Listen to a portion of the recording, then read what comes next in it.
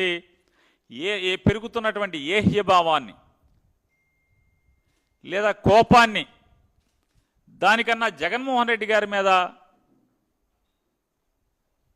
ఈ ద్వేషాన్ని ఏ రకంగా మలచాలి, ఇటు నుంచి అటు మలచాలి, లేదా జగన్మోహన్ రెడ్డి గారి మీద నిందలు ఎలా వేసి వీళ్ళకు ఉన్నటువంటి దేశాన్ని పక్కదారి పట్టించాలి అనేటువంటి ఎత్తుగడలు చూస్తే సిట్ అనేది అంటే ఎక్కడా తప్పు లేనటువంటి సిట్లో ఒక సిట్ని ఏర్పాటు చేసి ఆ సిట్టుని 1,00,000 కోట్ల అవినీతి జరిగిందని చెప్పని మొదలు పెడతారు.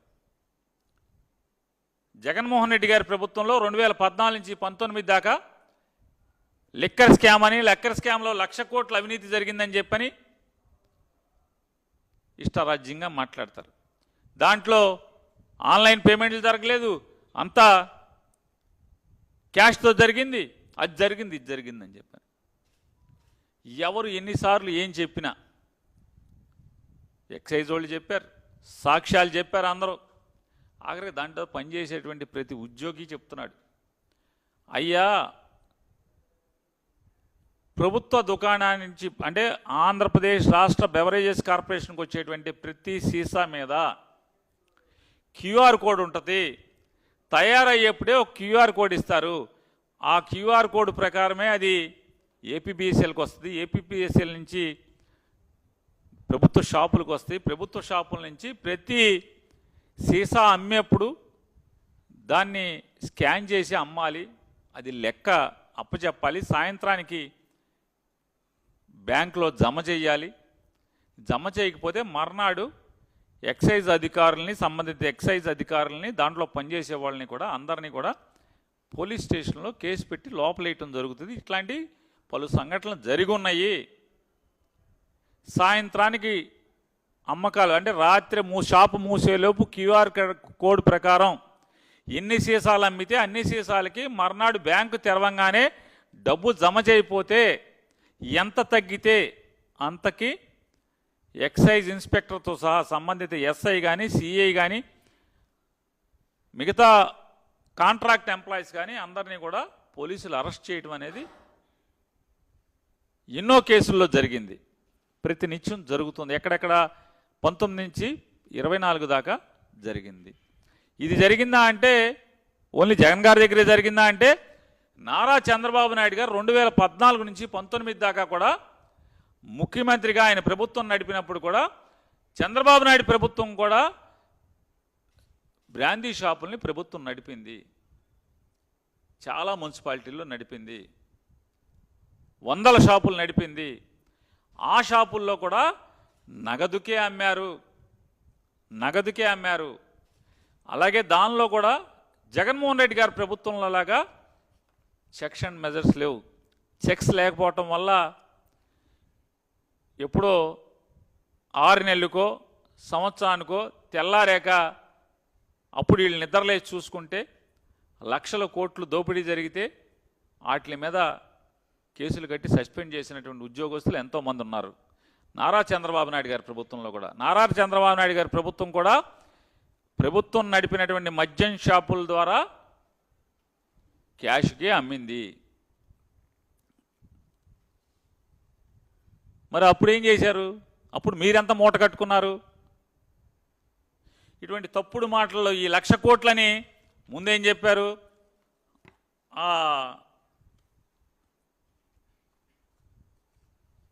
వాసుదేవ్ రెడ్డి కీలకం అని చెప్పి మాట్లాడారు. ఇవాళ ఈ 11 కోట్లు ఏం చెప్తారంటే మొత్తం వార్తలు ఇస్తున్నారు. 12 డబ్బాల్లో 12 అట్టపెట్టెల్లో 11 కోట్ల నగదు దొరికింది. ఆ నగదు 2004 జూన్లో దాచుకున్నాడంట రాజకేశిరెడ్డి. 2004 జూన్లో అట్టపెట్టెలో పెట్టి దాచుకున్నాడంట. 12 అట్టపెట్టెల్లో 11 కోట్లు అక్కడ దాచుకున్నాడంట. ఇప్పుడు వీళ్ళు వెళ్ళి పట్టుకున్నారంట. రాజకేశిరెడ్డిని అరెస్ట్ చేసి అన్నాళ్ళింది 100 రోజులు అయిపోయినట్టుంది. 100 రోజుల క్రితం రాజకేశిరెడ్డిని అరెస్ట్ చేసినప్పుడు ఏం చెప్పారు? రాజకేశిరెడ్డి అరెస్టు, ఏబిఎన్ కలుగు నుంచి బయటకు వచ్చిన లిక్కర్ డాన్, గోవా నుంచి విమానంలో హైదరాబాద్కు, అటు నుంచి చెన్నైకి వెళ్ళాలని పథకం, రాజు ఎత్తుకు సిట్టు చెక్కు, వైసీపీ వాళ్ళ మధ్య బేరాలేసి తప్పించుకుని తిరుగుతున్న ఆయన ఎత్తు చిత్తు చేశారంట పోలీసులు. దీంట్లో ఇతను రాస్తారేంటంటే అతను ఒక మేధావి, పెద్ద క్రిమినల్, సూత్రధారి, పాత్రధారి, అసలు అతను మేధస్సు అమోఘం, పెద్ద స్కామ్ చేశాడు, అది ఇదని చెప్పి అతన్ని, అంటే అతని బుర్ర చాలా క్రిమినల్ బుర్ర, ఎవరికి దొరకదు, అద్భుతమైన మేధావి, ఆహా ఓహో, ఇంత క్రిమినల్ ఇంత లిక్కర్ డాన్ మనకెక్కడ దొరకడు ప్రపంచంలో అని చెప్పి ఆకాశానికి ఎత్తి రాస్తారు వాళ్ళ పేపర్లోనే. మరి ఇంత ముదురయ్యండి ఈ రాజకేశ్ రెడ్డి అనేవాడు, ఇంత ముదురయ్యండి పెద్ద క్రిమినల్ లిక్కర్ డాన్ అయ్యి 100 రోజుల క్రితం మరి ఇంత క్రిమినల్ అయితే నాకు చిన్న అనుమానం, గోవా నుంచి హైదరాబాద్ విమానంలో వస్తాడు ఎవడన్నా క్రిమినల్, పెద్ద ముదురు క్రిమినల్, ఎందుకు వచ్చాడు?